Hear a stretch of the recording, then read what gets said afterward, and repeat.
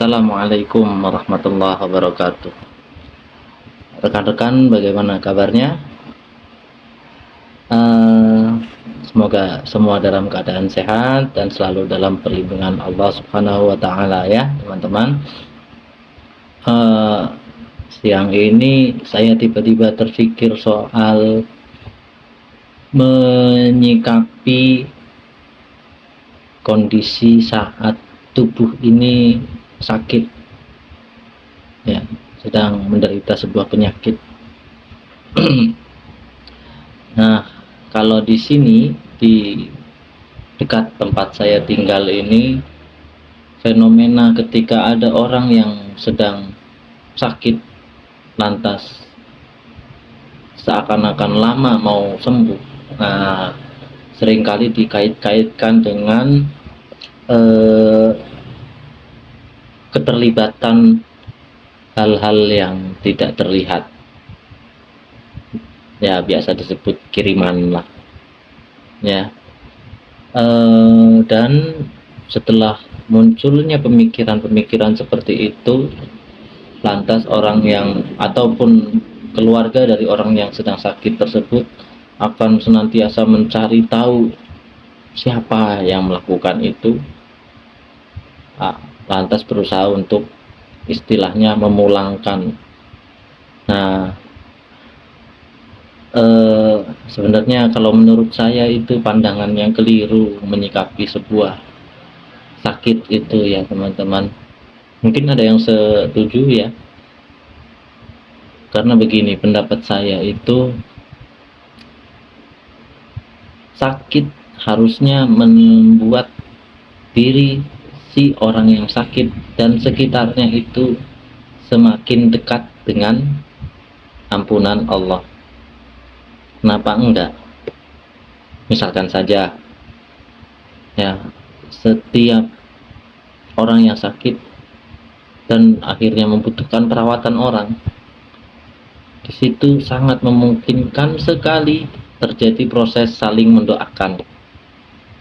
Si sakit mendoakan yang merawat untuk Allah meridhoi apa yang sudah dia lakukan untuk dirinya, sehingga itu menghasilkan pahala untuk sang perawat.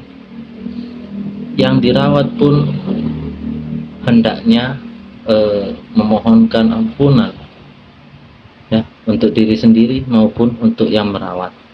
Dan sebaliknya, yang merawat pun pasti harusnya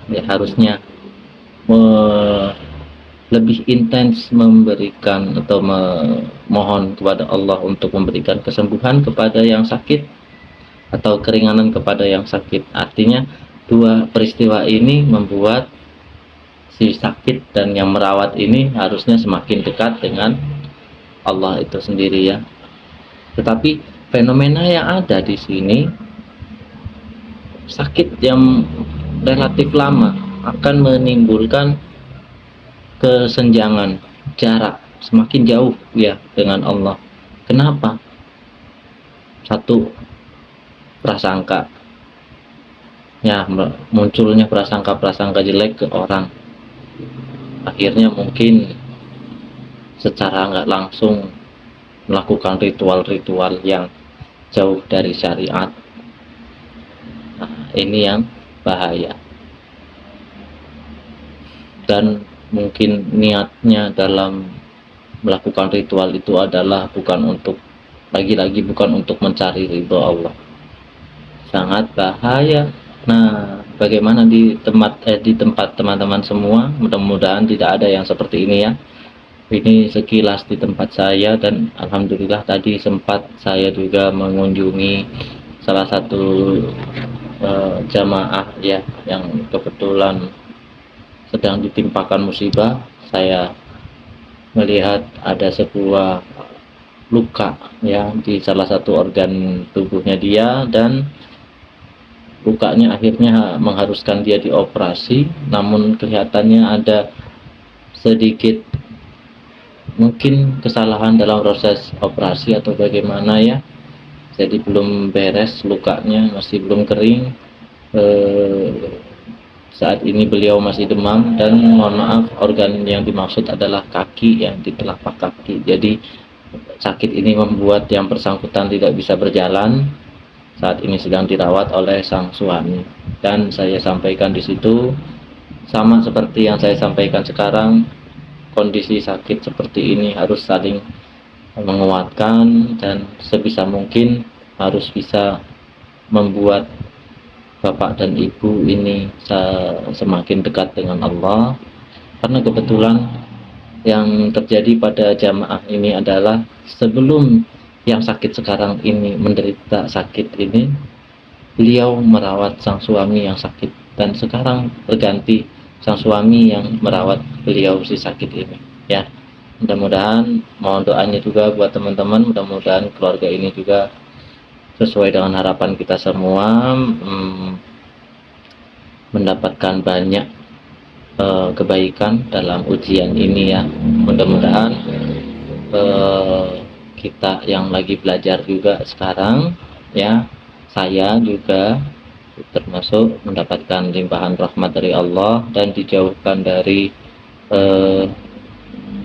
kecelakaan ya, kecelakaan. Karena bagi para orang-orang yang memberikan nasihat, ketika dirinya sendiri itu ternyata tidak bisa melaksanakan nasihatnya, itu Allah sendiri sudah menyiapkan sebuah tempat di neraka untuk orang-orang tersebut ya. Semoga kita semua dihindarkan dari hal-hal seperti itu ya. Sama-sama besok ketika sudah menemui ajal, kita semua menemukan tempat yang layak. Amin ya rabbal alamin. Nah, sekian dulu ya dari saya. Assalamualaikum warahmatullahi wabarakatuh.